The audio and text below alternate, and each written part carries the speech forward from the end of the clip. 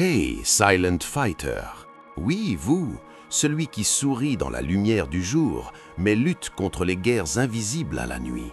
Celui qui lutte contre les démons que personne ne peut voir. Vous avez été fort pour trop longtemps, et maintenant votre esprit ressemble à l'ennemi. Il y a deux batailles que nous affrontons dans la vie, une avec le monde et une dans nos propres esprits. Et la vérité est que celui à l'intérieur de votre esprit est le plus mortel. Parce que même si les situations extérieures peuvent causer du mal, c'est vos pensées qui gardent le mal vivant. Vous pouvez être assis dans une pièce calme, sans ennemis, sans danger, et toujours ressentir peur, regret, ennemi et honte. Pourquoi? Parce que le bataillon est dans votre tête. Vous avez probablement eu des jours où tout semblait bien de l'extérieur, mais votre esprit ne vous arrête pas d'attaquer. Une seule pensée négative commence à grandir comme un poison. Je ne suis pas assez bon, je me trompe toujours, il ne m'aime pas vraiment. Ces pensées commencent à être petites, mais si vous ne les gardez pas, elles spiralent et prennent votre identité. C'est là que le stoïcisme devient une arme. Des stoïciens anciens comme Marcus Aurelius, Épictétus et Sénéca ont vécu des moments difficiles, des guerres, de l'esclavage, de l'exil, de la trahison. Mais ils ont appris quelque chose que la plupart des gens modernes ne réalisent jamais. Vous ne pouvez pas contrôler le monde, mais vous pouvez toujours contrôler la façon dont vous répondez à ce monde. Comme l'a écrit Marcus Aurelius dans les Méditations, vous avez le pouvoir sur votre esprit, pas à l'extérieur. Réalisez cela et vous trouverez de la force. Laissez-le s'incliner. Vous n'avez pas besoin d'être riche, vous n'avez pas besoin d'être parfait, vous n'avez pas besoin de contrôler chaque situation. Vous n'avez qu'à apprendre à répondre au lieu de réagir. Vous n'êtes pas vos pensées négatives, vous êtes l'observeur d'elles. Et si vous êtes l'observeur, cela signifie que vous pouvez choisir combien de temps elles restent. Ce vidéo n'est pas pour quelqu'un qui veut se sentir bien pendant 5 minutes, c'est pour le guerrier qui est prêt à arrêter de vivre sous le poids de son propre esprit. C'est pour la personne qui est fatiguée de la voix qui dit que vous n'êtes pas suffisante. Dans les 7 prochains chapitres, nous allons détruire les plus brutales trappes mentales qui nourrissent votre pensée négative et comment la philosophie stoïque vous donne les outils exacts pour les détruire. Alors, n'oubliez pas de regarder cette vidéo. Étudiez-la. Si vous voulez la paix, la clarté et la puissance intérieure, n'oubliez pas de faire partie. Chaque chapitre se construit sur le dernier. Avant de commencer, je veux que vous arrêtez cette affirmation dans les commentaires. Je suis plus fort que mes pensées négatives. Likez cette vidéo, partagez-la avec quelqu'un à qui vous importez, abonnez-vous si vous êtes sérieux sur la croissance intérieure. Et maintenant, nous allons tuer les pensées négatives, une vérité stoïque à la fois. Commençons par la vérité la plus importante. Vous n'êtes pas vos pensées. Cela peut paraître étrange d'abord, car nous avons été élevés à croire que chaque pensée que nous possédons est, d'une certaine manière, nous. Mais prenez un instant et pensez à combien de pensées random, effrayantes, bizarres ou douloureuses passent par votre esprit dans un jour. Si toutes celles-ci étaient vous, vous changeriez vos identités à chaque instant. Le stoïcisme enseigne une idée profonde mais simple. L'esprit a 2 parties. Ce qui se passe et comment vous répondez à cela. Les pensées négatives arriveront, c'est normal. Ce qui compte, c'est ce que vous faites avec elles. Épictète dit une fois, ce ne sont pas les événements eux-mêmes qui nous disturbent, mais nos opinions sur eux. Lorsqu'une pensée rentre dans votre esprit, « je n'ai pas réussi, j'ai l'air moche, ils m'ont laissé », cette pensée ne devient qu'une souffrance si vous la croyez, autrement, c'est juste un bruit. Disons que vous voyez une nuage sombre dans le ciel. Vous n'allez pas courir en criant juste parce qu'il pourrait pleuvoir. Vous la regardez, vous vous préparez si nécessaire, et vous allez de l'avant. C'est ainsi que vous devez traiter vos pensées négatives. Acknowledge, détacher, laisser partir. Le problème, c'est que la plupart des gens laissent une pensée devenir leur identité. J'ai pensé à quelque chose d'anxieux, alors je dois être une personne anxieuse. J'ai eu une pensée négative sur ma relation, alors il doit être fini. Non. Les pensées ne sont pas des faits. Elles sont des suggestions, pas des commandes. Pensez à votre esprit comme à une radio. Juste parce qu'une chanson joue, ça ne veut pas dire que vous devez danser. Apprenez à changer la station.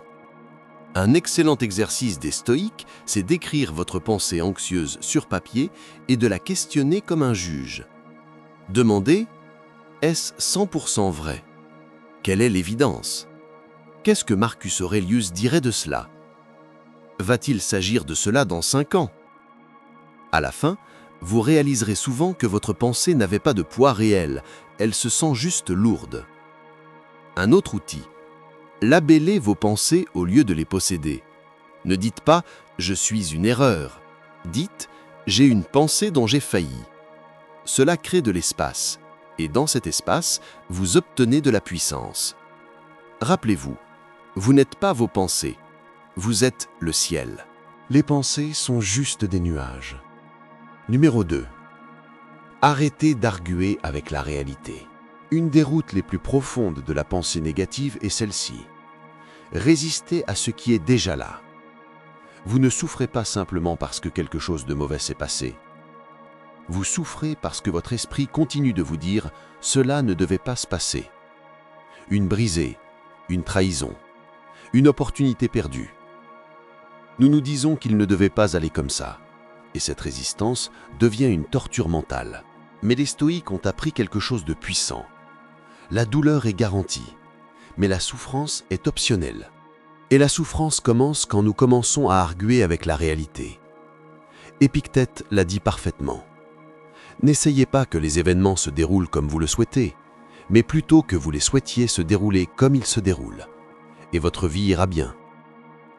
Maintenant, cela ne signifie pas que vous devriez célébrer la douleur ou prétendre que les choses sont bien. Ce que cela signifie, c'est arrêter de perdre de l'énergie en essayant d'arrêter le passé ou de réécrire ce qui est déjà réel. Si ça s'est passé, ça s'est passé. Acceptez-le. Puis décidez de quoi faire ensuite. Pensez à cela. Une personne en pleine pluie peut crier et menacer le ciel.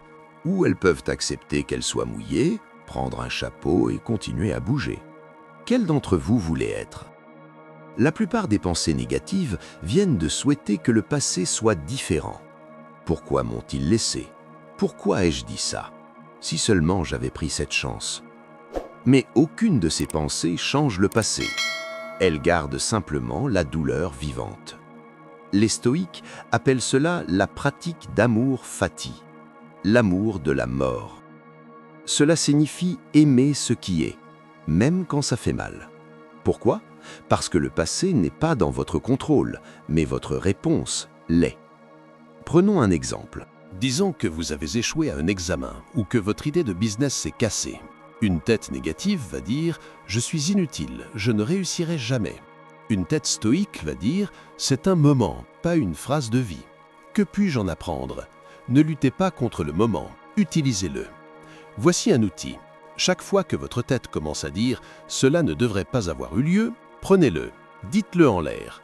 Mais il l'a fait. Alors maintenant quoi? Cette seule ligne change votre pouvoir parce que vous arrêtez d'être une victime et commencez à être l'auteur de nouveau.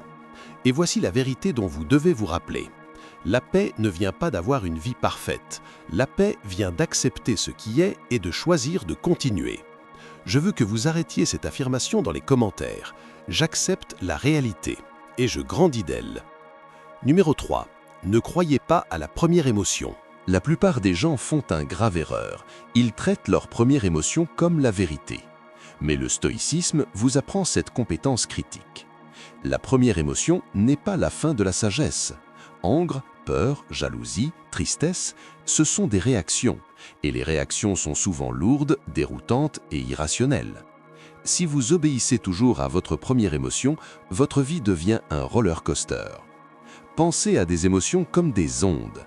La première crache fort, mais elle passe toujours. Si vous pouvez attendre, réfléchir et observer au lieu d'agir, vous gagnez. Marcus Aurelius, un roi romain sous pression constante, a écrit ceci. La première règle est de garder un esprit sans souci. La deuxième est de regarder les choses dans le visage et de les connaître pour ce qu'ils sont. Imaginez ça, le régleur du monde se rappelant de rester calme et de regarder plus profond. Disons que votre ami ignore votre message. La première pensée peut être « ils ne m'ont pas intéressé ». Mais si vous attendez 1 heure, peut-être que vous découvrez qu'ils étaient occupés, malades ou qu'ils se sont oubliés. Si vous avez agi sur la première émotion, vous pourriez avoir détruit une bonne amitié. Voici la pratique. Quand une émotion négative se produit, posez, nommez-le. Délayez la réaction.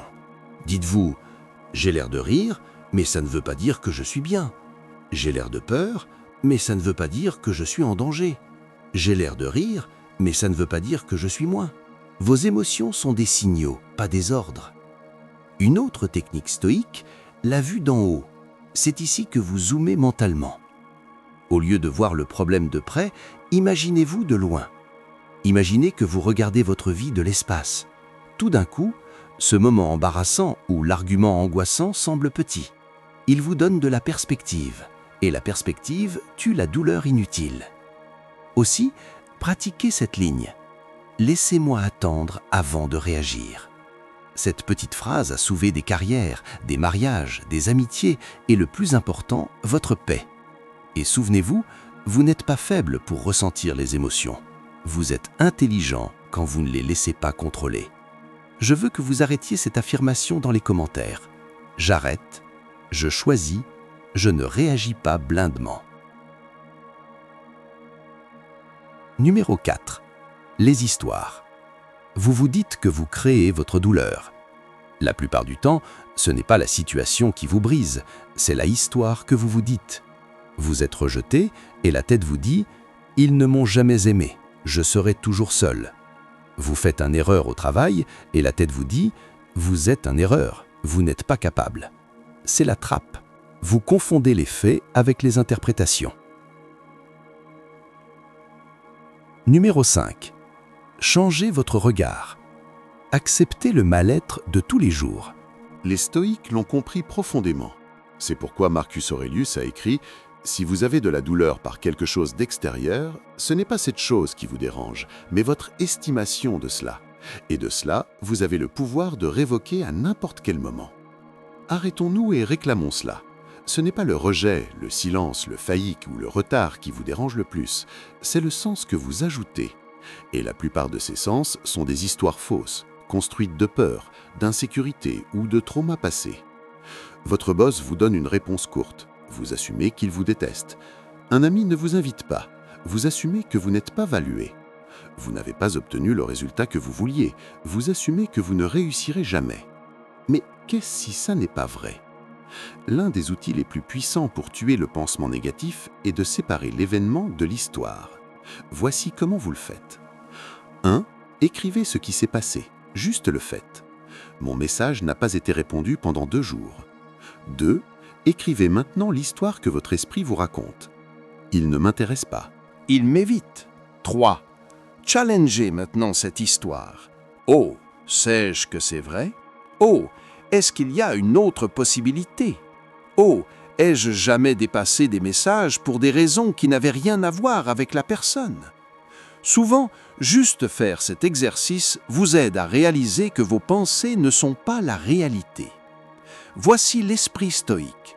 Des choses mauvaises se passent, mais elles ne vous définissent pas.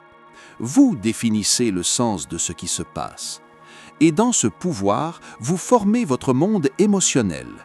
Utilisez votre esprit pour se réparer, pas pour vous faire mal. Votre esprit est un raconteur, mais vous êtes l'éditeur. Et un éditeur sage ne laisse pas les fausses histoires aller à l'écriture. Donc, la prochaine fois que vos pensées s'éloignent, posez, investiguez et réécrivez. Parce que vous n'êtes pas la douleur, vous êtes l'auteur qui réécrit la page.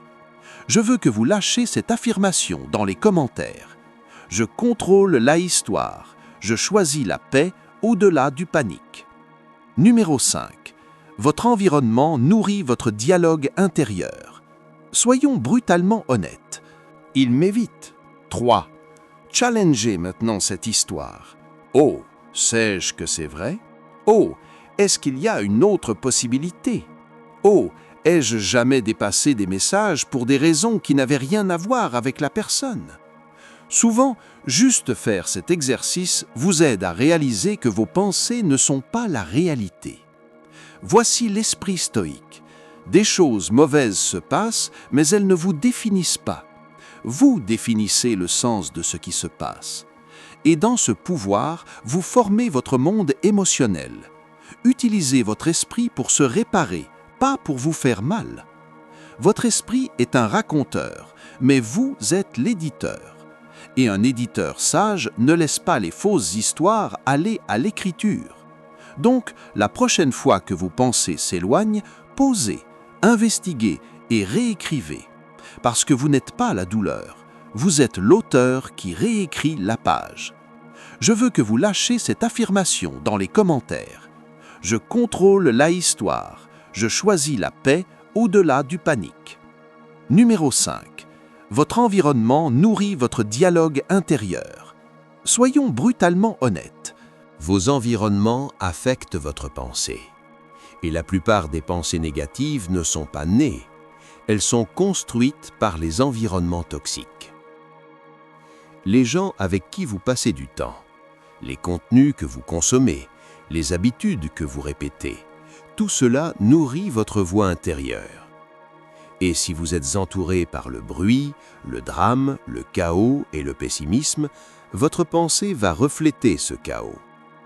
Sénéca, l'un des plus intelligents stoïques, a affirmé « Associez-vous avec les gens qui sont probables de vous améliorer. Accueillez ceux avec qui vous-même pouvez vous améliorer. » Ce n'était pas seulement à propos des amis, c'était à propos de la hygiène mentale. Si votre pensée est comme un jardin, qui êtes-vous qui laissez planter des semences dans elle? Réfléchissons. Les gens négatifs. Si vous êtes constamment autour des gens qui complainent, qui parlent ou qui dénoncent d'autres, vous commencez à récupérer leur mentalité.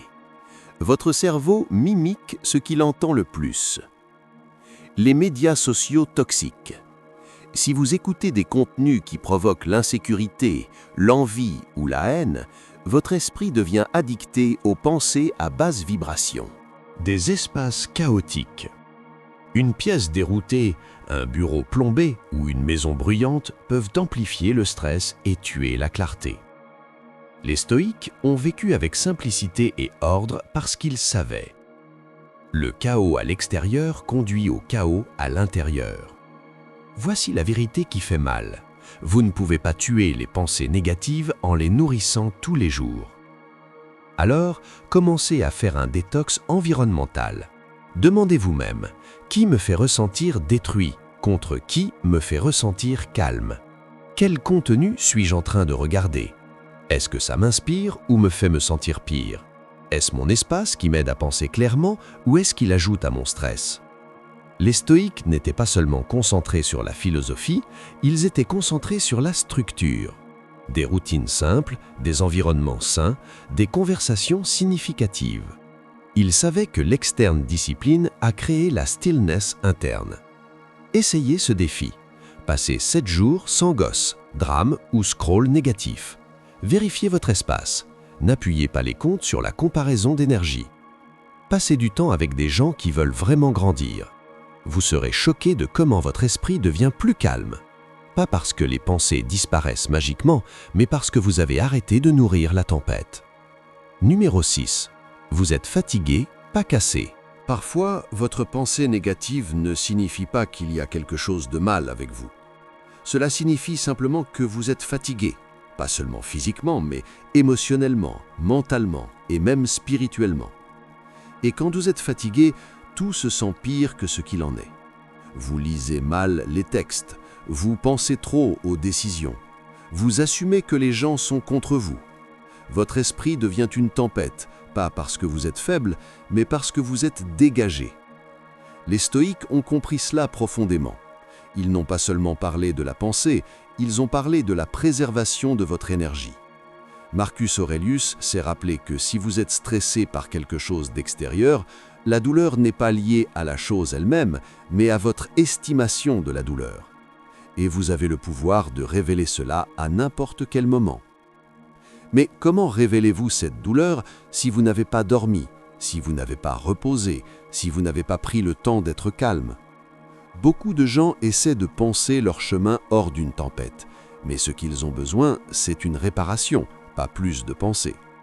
Le pansement négatif devient plus fort quand vous êtes déprimé, vous n'avez pas mangé bien, Vous n'avez pas exercé pendant des jours. Vous êtes trop exposé au bruit, aux médias sociaux et aux pressions. Vous n'avez pas pris le temps seul. Vous n'avez pas besoin de réparer votre esprit à chaque fois.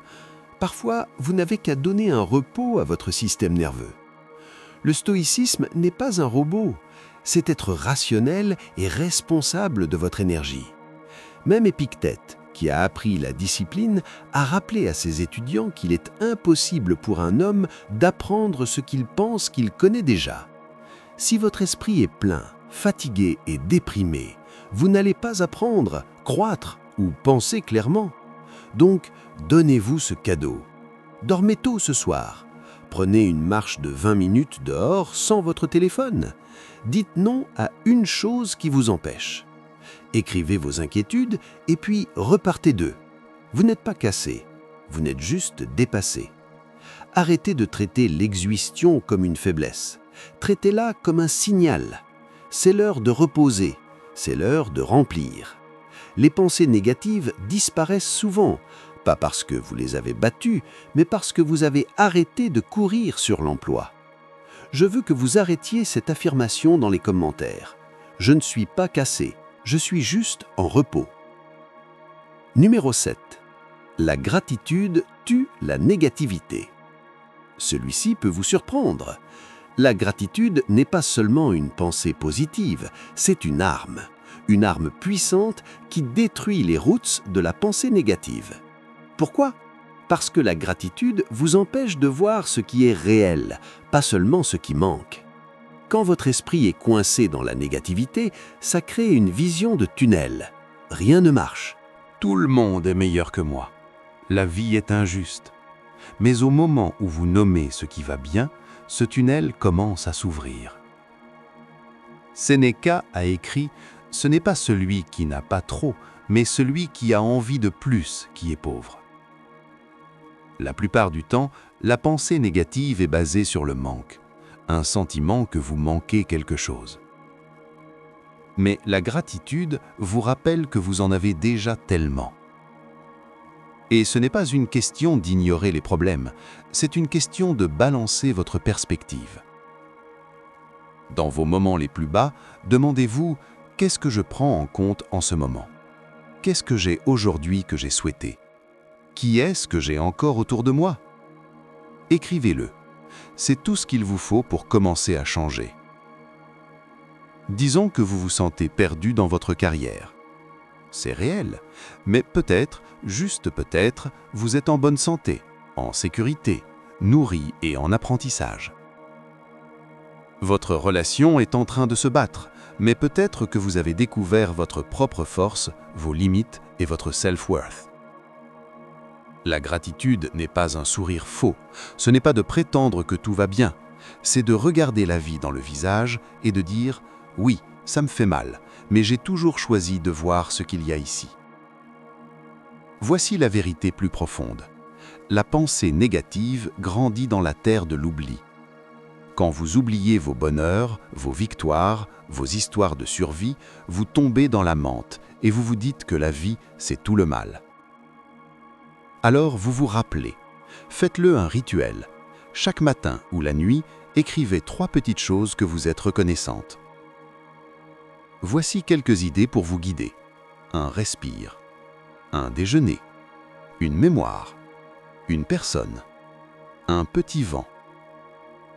Vous commencez à noter quelque chose, cette douleur dans votre poitrine va s'éloigner. Cette fogue dans votre tête va se clarifier.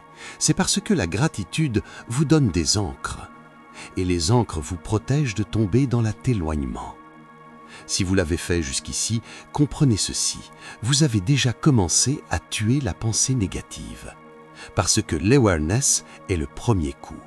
Et l'awareness est exactement ce que le stoïcisme vous donne. Ce n'est pas à propos de ne plus avoir une pensée négative. Ce n'est pas réaliste.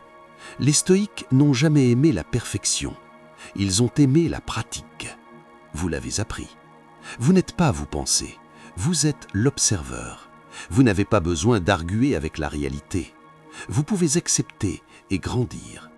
Votre première émotion n'est pas toujours votre vérité. Pause, réfléchissez, choisissez. Les stoïques dans votre tête sont juste ça, les stoïques. Réécrutez-les. Votre environnement compte, nettoyez-les pour nettoyer votre esprit. Être fatigué ne signifie pas être cassé. Parfois, le repos est la médecine. Et au-dessus de tout, la gratitude est votre armoire contre la douleur.